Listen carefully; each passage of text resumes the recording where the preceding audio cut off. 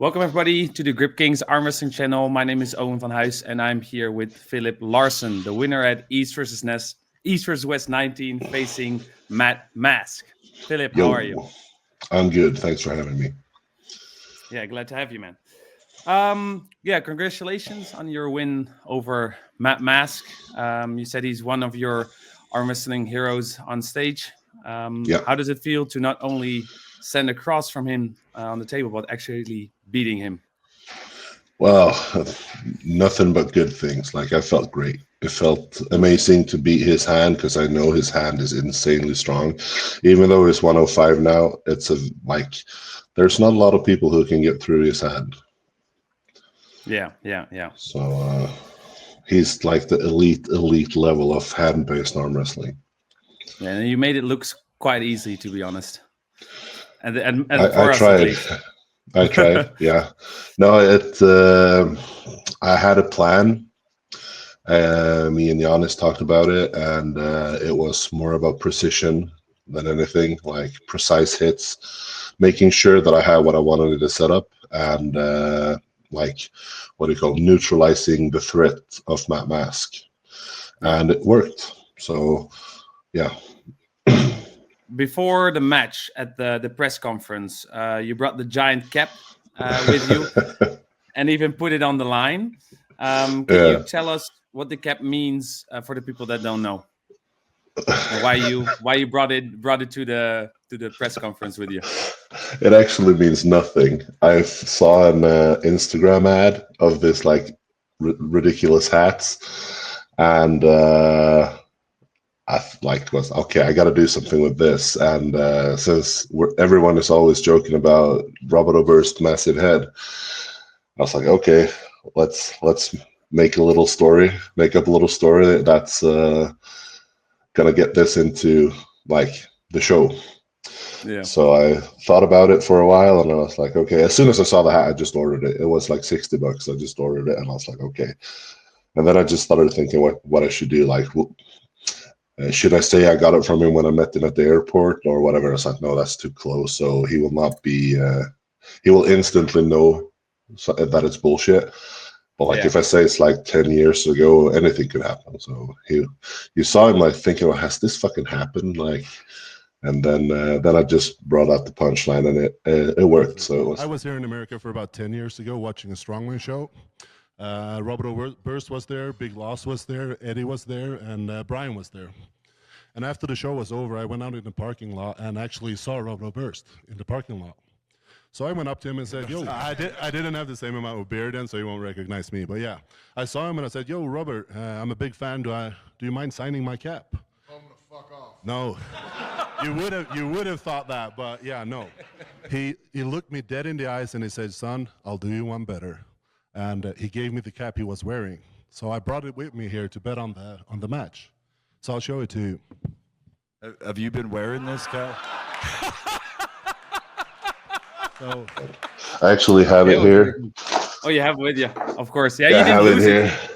I was gonna give it to Robert, but then instead he signed it. It's a true story, and signed it Robert Oberst. So getting into the preparation and the training, we chatted a little bit back and forth on Instagram. You said you felt as strong as ever, and yet changed some things in your preparation before this match. Could you dive into those things? What did you do differently for Matt? Well, I was kind of forced to change my training because I'm working so much. So instead of focusing 4 or 5 days in the gym, I just try to pull with Mindaugas every Monday. We pull 2 or 3 times leading up to this match. And at first I thought I was pulling Riekert, but then something happens and we had to switch opponents and stuff like that. And it worked better for me because I got the match that I wanted 8 months ago. Just happened now. It came a little bit too late. My progression has been very good. So the match should have happened at the time where I would pull Brad Grundy, and then I think it would have been an awesome, more even match. But yeah, switched up from gym training to just table time. and yeah, trained very little because I'm working like 60 hours, 70 hours a week, so only a little time for the gym. But luckily for me, I've worked very well with low volume.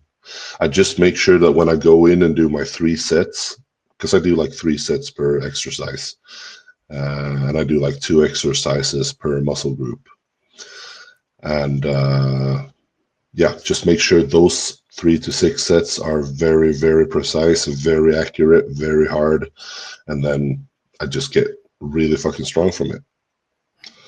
All right. So you're basically, instead of doing a lot of sets, you're just going down in sets, but the sets are still quite heavy. Or Not necessarily heavy, but hard. So I hard. switch around. Like I never do 1 rep maxes. I get a lot of people asking me what's my 1 rep max on different lifts, and it's a bit like sad because I always have to say I don't know, and also I don't do that lift, like the Devin pronation lift, or people like I do 5 lifts. I do low cupping with a coned handle, and then I do high cupping where I switch the cone around, so the small, the like tiny piece of the cone is up in my hand, and I do high cupping. I do pronated back pressure, just like a karate belt around the thumb, and I do pronated back pressure. And then I do a little bit of rising, and rising I only do high reps, like minimum 15. And then I do some supination, and I think that's 5, right? Pronation, rise, supination, low and high cup. Yeah, those are the things I do in the gym. Rest I do at the table practice. All right, so that's the setup to beat Matt Mass, basically. That's the setup to beat everyone, I think. Because the only thing you switch, like I really never switch around my training for if I have a different opponent. I only switch around the table time. So if I'm expecting to pull a presser, I will do a lot of work just to make sure that my hit is spot on and correct. Yeah. So, but if I pull a top roller, I'll just do what I normally do. I don't think there's a lot of people who can top roll me. Yeah. All right, that's interesting information. Thank you for sharing. I was also wondering, are there any supplements you use for your training? Maybe like creatine or anything else for joint support, maybe? Or I did take collagen before, but then it just ran out and I didn't buy a new one. I use a lot of caffeine just to stay awake, but I don't use pre-workout. You don't use it? I don't. No, because I think I get so fucking pumped, and when I get pumped on creatine, also creatine gives me more of a pump, so I don't do creatine either. And also I think creatine tastes so fucking bad, and it's like, I don't feel like I get anything from it, so I don't want to like torture myself with drinking creatine. But probably today, like there's better, tastier versions than just the monohydrate. But the supplement industry is changing rapidly. I mean, you have different tastes in creatine, but it's interesting to know that you don't really use anything. The only thing collagen. I use collagen, vitamin D3. I use ZMA, zinc, magnesium, and I don't know what the A stands for. I can't remember. Yeah, and I use magnesium tablets like biglycinate, because for the like not getting cramps and getting better, it feels like you get a little bit better connection to your muscles when you're full on the minerals. So I supplement minerals and I supplement protein, but that's like I buy this protein that's called Clear Whey. It's almost like lemonade. Like it's not thick, it's not nasty. So I just take like a half a gallon jug, fill it up with 2 scoops, like really big ones, so it's 80 gram protein, water and ice, and then I drink that during training. Yeah, that's especially if it's hot, right? Especially if it's hot, you don't want to drink that thick, milky type of protein. Like I don't drink that ever. There is no whey protein here except for the clear one. All right, so getting into the match, the first setup when you slipped, you set up and you grabbed his hand. What were your thoughts Mm. right at that moment? Yeah, whatever you do, don't hold on. Like that was the main thing uh, with Matt Mask. I think if you try to hold on to Matt Mask, I think you're gonna have a bad day. So just let it go. Never hold on to him. Just let him hold on to you. And yeah. So my plan was if he doesn't like get me in some way to be dumb enough to hold on to him, and if we go to the slip or to the strap, then it's definitely mine. So all I did was like, don't fucking hold on now, because Tormund's, when I lost in Latvia, even though he didn't pin me, and I don't think I was in losing position when we slipped, but I actually held on to him. I don't know why the fuck I did that. But that was good, because if I hadn't like lost to Normans, and I might have held on to Matt Mask, even though I knew I shouldn't. So it's the importance of losing. If you know why you lose, it's a good learning experience. Then you won't do that the next time. So I predicted you would also go to the straps because you're both fond of the top roll, Yeah. and I thought you would both slip. I mean, try to slip. Obviously, that happened. Mm, Um, you basically gained the hand control, and yeah. from the outside, it looked like you had complete control over the situation. Yeah. Um, you didn't lose your wrist. He said, "I've never lost the wrist actually, Mm, so I won't also lose it this time." And he yeah. said, "We'll see about that." Well, clearly that didn't Mm. happen. But did you ever feel that he managed to break through somewhere, even if it's like a tiny bit, or was it like complete domination from your side? Well, I got complete hand control from the go. My setup was nice. He even told me afterwards. The first thing he said, I think it was on stage, or it was just behind. He said, "I couldn't beat your setup. I I didn't know what to do," and that's was very nice for me to hear, because I setup is like the thing I practice the most, uh, and figuring out what I need and how to get it, even if they fuck around. Like I've been knowing what I want for a while in the wrist grip. I know how to get it in the wrist grip, and so almost all my matches go to wrist grip. But against Sandris, I figured out how to do it. Like even when people are fighting for the grip, I know how to beat them even when they're fighting, because I figured that out versus Sandris. So now I did the same thing, and it was Matt who made it. So we went to wrist grip, not me this time. But if you look in the old matches I've had, like with Erik Cornvink, I wanted to go to wrist grip just to make sure that I got what I needed. Yeah. But now it doesn't matter. The only person right now, even though right now there's no way I would accept the matches. Devin, I would definitely go to ref script with and not fight in the setup. Like I wouldn't fight. I just would go for the ref script. Otherwise, I think I'd fight for the grip with everyone. Hmm. But when you grab the hand, okay, there's no point in fighting this. Yeah. You can feel it. Right in the setup, you can feel what's going to work, or what isn't. Right. Yeah. Um, Like, will I waste too much energy trying to get a good grip here, or should I just go to refs, or can I manage to get what I want and then just not squeeze or not waste any energy, but still getting what I want?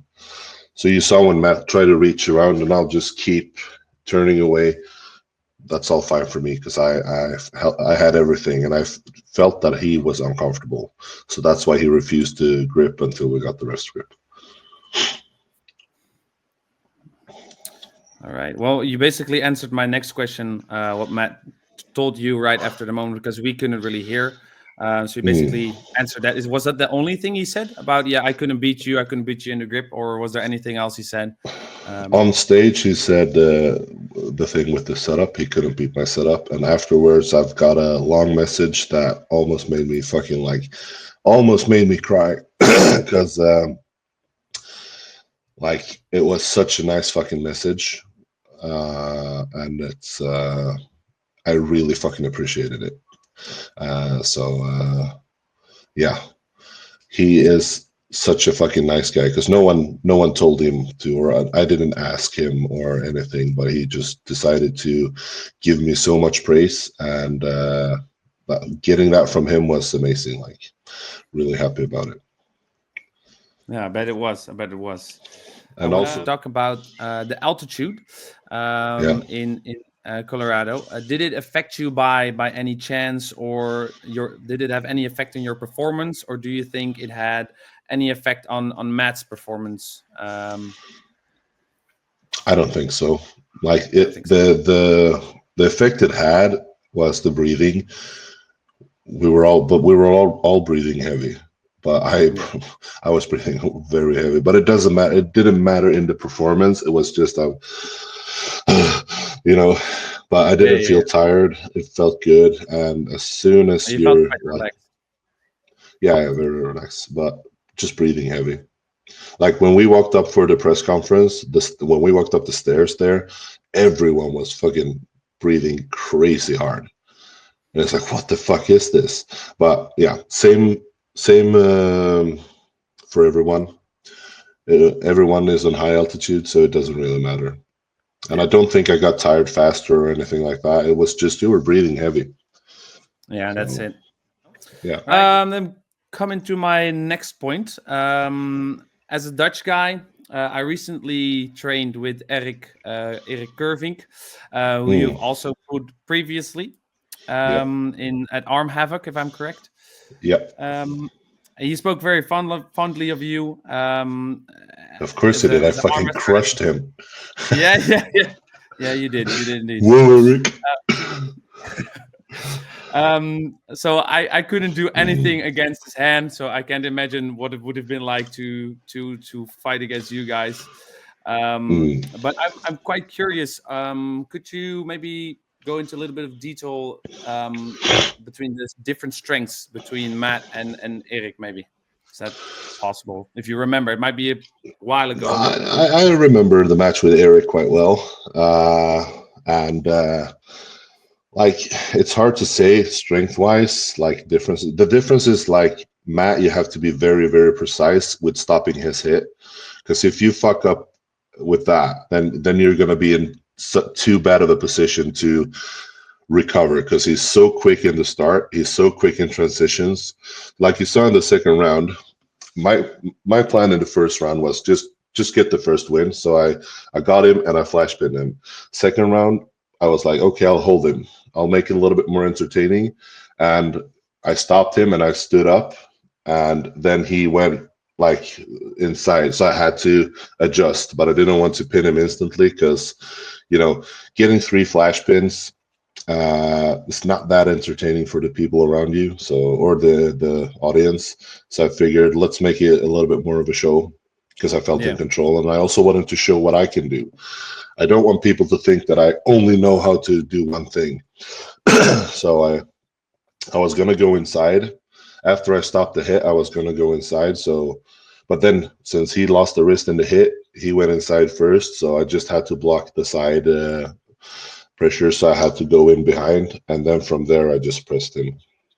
Yeah. And round 3. Oh yeah, no, go ahead. I was wondering, is that also a goal for you as an arm wrestler to become as diverse as possible? Because that's what I'm aspiring to become, is really diverse. You have usually people that do one trick, and they can be very good at that trick, but I like to be more diverse to keep my opponent guessing. I'm not sure.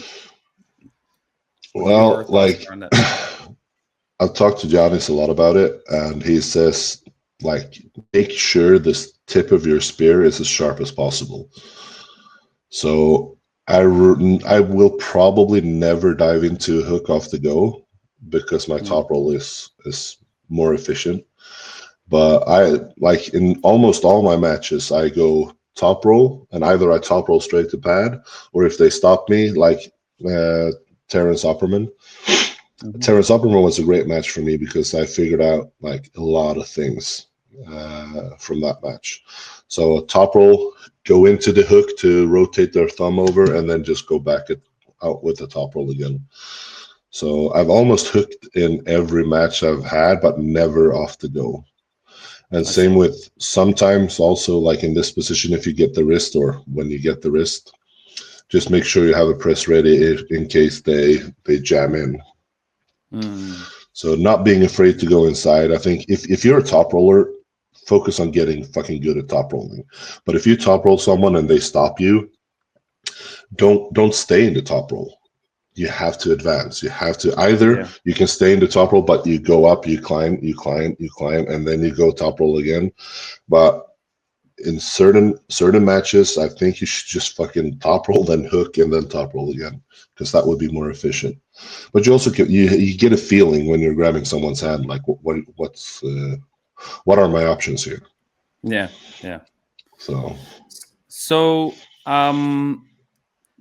just me being curious. Do you think a match between Erik and Matt would be interesting, or just as a Dutch guy, I'm curious. Like he's the strongest arm in the Netherlands, so just curious if he has any chance in your opinion.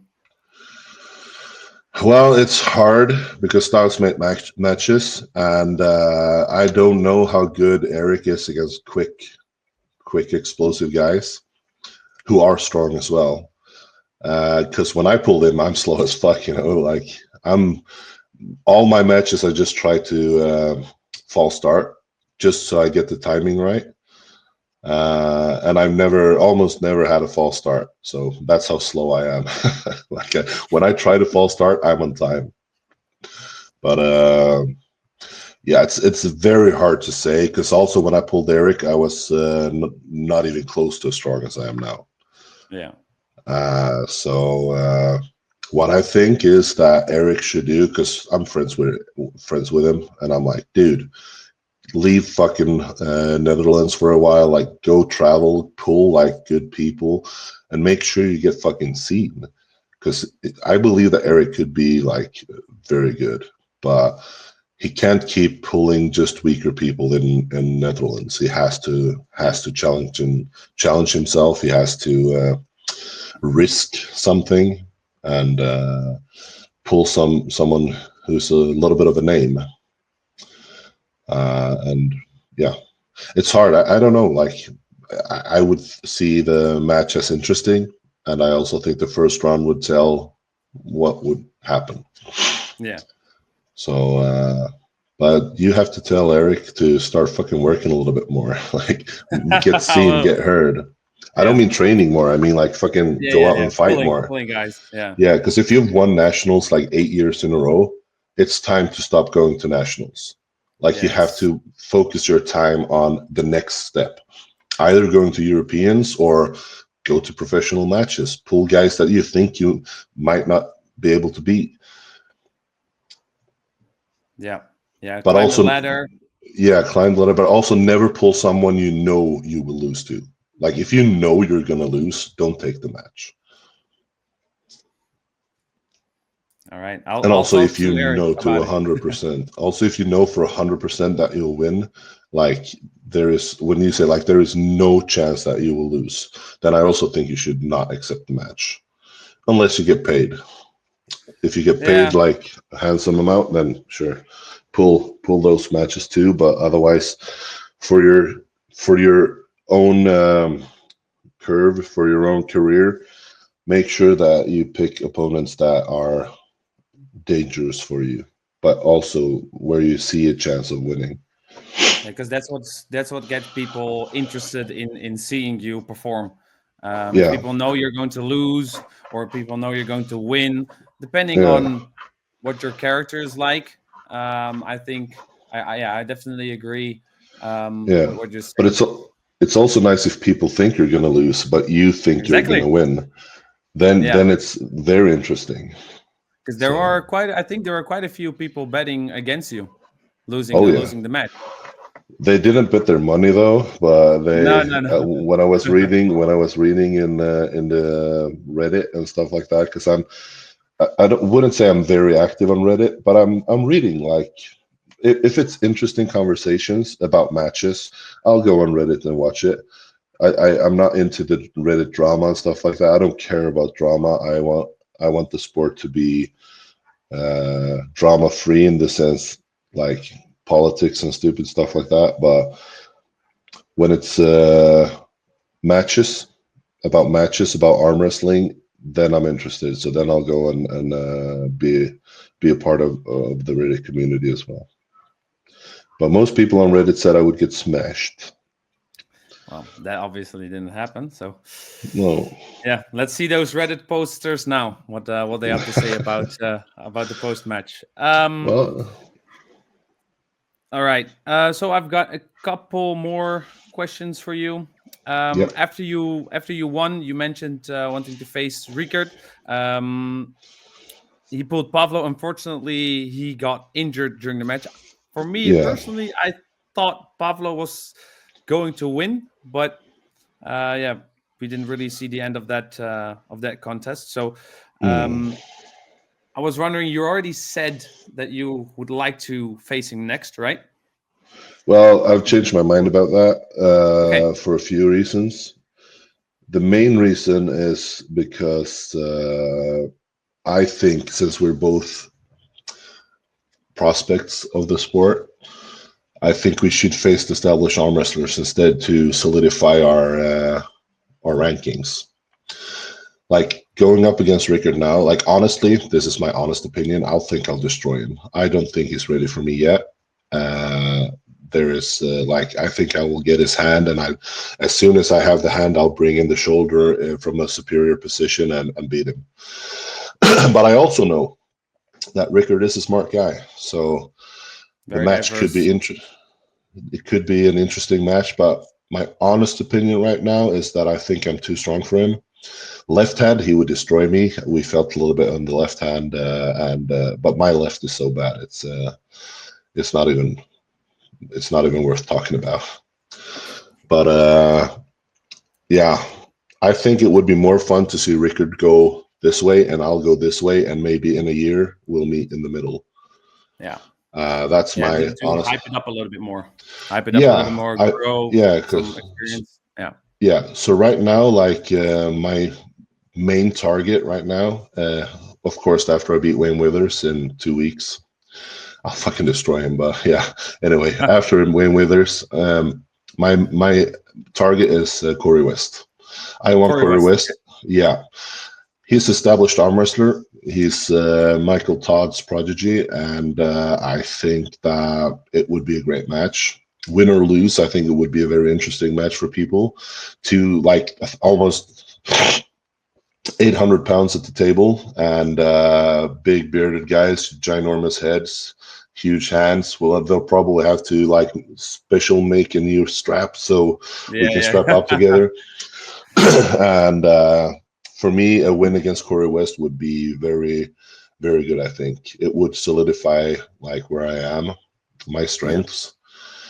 Another guy I would like to pull is Saur Pasulayev. I think that could be a fun match as well. I think I know what I need to beat him, so that would be a cool match. I've been offered Camille, but I'm not going to take that one because I don't think I can beat Camille right now, just because of styles. Yeah, just because of style. So I think I need more elbow. 2 years in the sport won't be enough elbow to beat Camille, I think. Even though I'm 100% sure that I'd take his fucking hand as well. But he would also just drop it, so it doesn't matter. Drop it, yeah. Yeah, but I don't think he has any other option than to flop. I don't think he can supinate press me. I don't think he can top roll or hook me. There's just no way. But I don't think I can beat him just because of the flop. Not yet. I need a little bit more elbow so I can actually just jam inside and not be worried that I'll blow my fucking elbow out. Mm. So could you? I mean, now we're talking about you changing your mind about who you want to face Yeah. next. Could you give us the call out to Corey West here on the channel? What do you want to say directly towards Corey? What would you say if you were sitting right in front of him? Putting me on the spot now. I don't know. Like when I was in New Jersey or Atlantic City for King of the Table 13, I actually had breakfast with him, and we talked a lot. He's a nice guy, but I'd let him know that he's never beating a Swede again, or ever, because Tobias took him, beat him on left. I'll beat him on right. So he should stay away from the Swedes. Stay away from the Vikings. Yeah. All right. Well, base. All right. Got a few last ones. You already answered this. All right. All right. I have two more questions left, and then we're finished. Yep. All right. Looking ahead after this event, what are your plans long term? Obviously, you already talked about your potential next opponents, but is it your ambition to go fully to the top, or? Yeah, I'm gonna get that win on Devin for sure one day. I'm not gonna stop until I pin that guy 3 or 4 times, depending on the amount of rounds we need. But Devin is my main goal. I love him. I'll kill him, but I need a lot more time. So it's the future. Like that's my final goal, I think. Yeah. But also final goals are always, once you reach it, you'll get a new goal, and then I'll. Yeah. But I don't look too far ahead, because I want to stay motivated, and I want to have a goals like set. So now the goal is Wayne Withers, kill him, and then the next guy I would like would be Corey West. So, but like the end goal is of course #1 in the world, but I also think Obviously. it's too far ahead right now to have that as the goal. So, but yeah, beating all the Canadians. Let's say that's the goal, and it's only Devin left. I know there are people there who think like Pork Chop and the Grippler has a chance against me, but they don't. They just don't. There's just no way. No way. No way. I'm sorry, but I'll fucking destroy every Canadian across the table from me. There's just the only one who might beat me is Auden. Left hand Auden. I'll just do him right into the flop. Well, thank you for your time. Thank you for sharing the time for the Grip Kings channel, and Sure. I hope to see more of you on the big stage. Can't wait to see the next match at probably East versus West 20, maybe, who knows, or maybe 21. if I get invited, I'll go for sure. Yeah. All right. Thank you, Philip, so much. And yeah, maybe we can do this sometime in the future again. Absolutely. Anything to grow the sport and help people out. I love the community of arm wrestling. I love all the people there. So anything I can do to help people grow and make content and stuff, I'll do. I want people to see this sport for what it is, and it's a great fucking sport, and it's a great community. A little gimmick. It's not just a little gimmick. No, the it's bar, it's fucking awesome sport. The greatest one. I've never had more fun doing sports than arm wrestling. So it's great. I've been in the arm wrestling sport for about 1.5 years so far. And for me, I have a background in fitness and generally fitness and trying to become a bigger guy.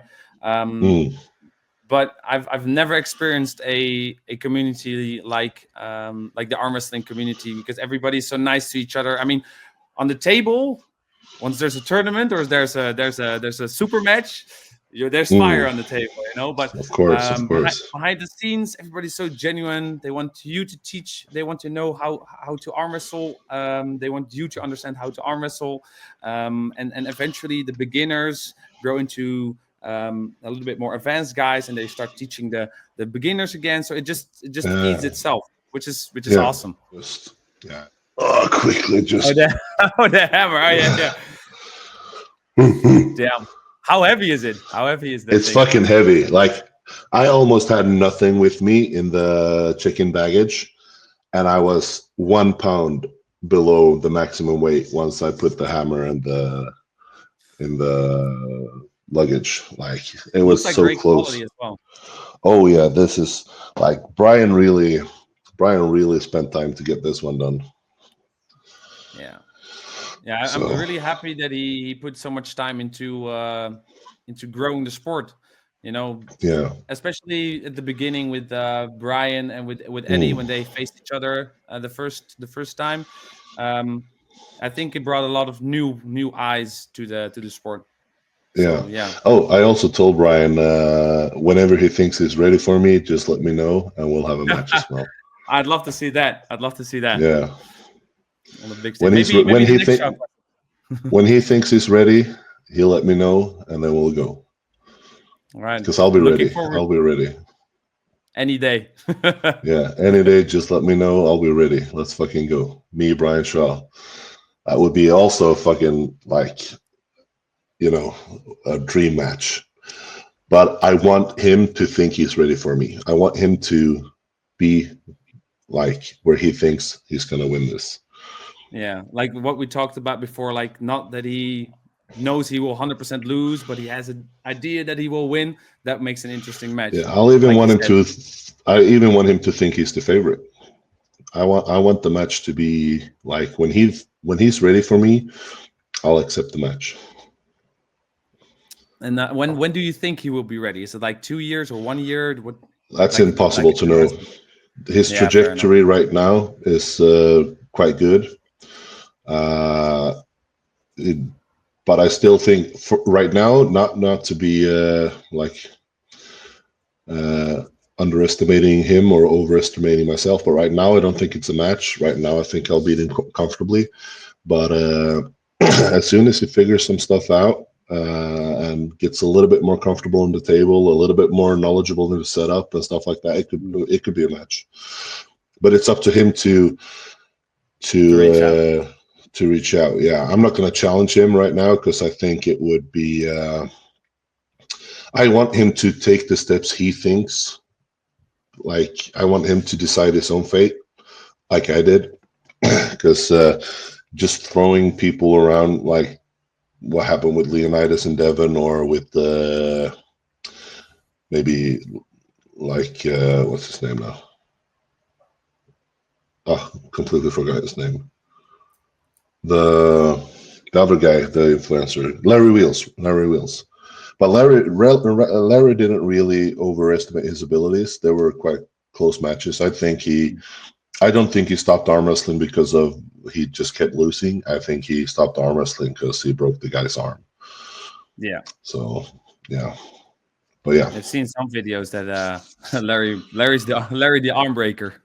Yeah. Well, shit happens. I would have second thoughts. Matching up with Larry Wheels as well. Yeah. Well, yeah. Yeah. All right. Thanks, man, for joining, and thank you for having me. Yeah. All right.